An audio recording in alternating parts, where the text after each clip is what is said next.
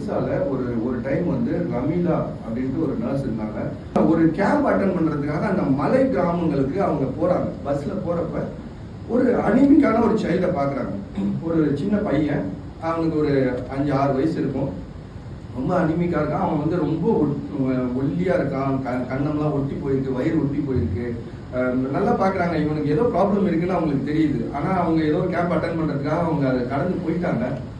ஆனா போன பிறகு அவங்களுக்கு மைண்ட் ஃபுல்லா அவனுடைய ஃபேஸ் மட்டும்தான் ஞாபகம் இருந்துட்டு இருக்கு. அவனுக்கு ஏதோ பிரச்சனை இருக்கு, நம்ம என்ன பண்றது அப்படின்னு சொல்லிட்டு யோசிச்சுட்டு இருக்காங்க. மறுநாள் முதல் வேலையா அதே பஸ்ல ஏறி போய் அவன் எந்த ஸ்டாப்பிங்ல இறங்கினானோ அந்த ஸ்டாப்பிங்ல போய் அவங்க இறங்குறாங்க.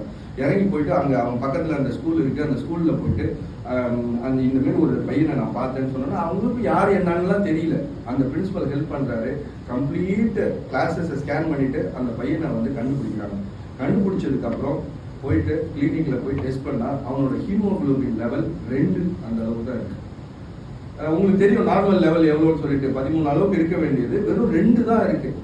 ஸோ ரொம்ப ஆபத்தான காலகட்டத்தில் இருக்கு. ஆனால் அதெல்லாம் எதுவுமே தெரியாம அவன் ஸ்கூலுக்கு வந்துகிட்டு இருக்கிறான். ரொம்ப அண்டர் நரிஷ்டா இருக்கான். ஸோ அவனை உடனே ஹாஸ்பிட்டலுக்கு எடுத்துட்டு போயிட்டு ட்ரீட்மெண்ட் பண்ணி பிளட் டிரான்ஸ்ஃபியூஷன்லாம் பண்ணி அவன் பெட்டர் ஆகிறான். அதுக்கப்புறம் அவனுடைய கிராமத்துக்கு போய் பார்க்குறப்பதான் தெரியுது ஆல்மோஸ்ட் நிறைய சைல்டு அந்த மாதிரியே இருக்கிறாங்க. அவங்களுக்கும் ஒரு பெரிய கேம்ப் நடத்தி அவங்கள டெஸ்ட் பண்ணுறப்ப மேக்சிமம் குழந்தைங்க பிலோ அந்த ஹீமோகுளோபின் லெவலோட ரொம்ப கம்மியாக இருக்காங்க.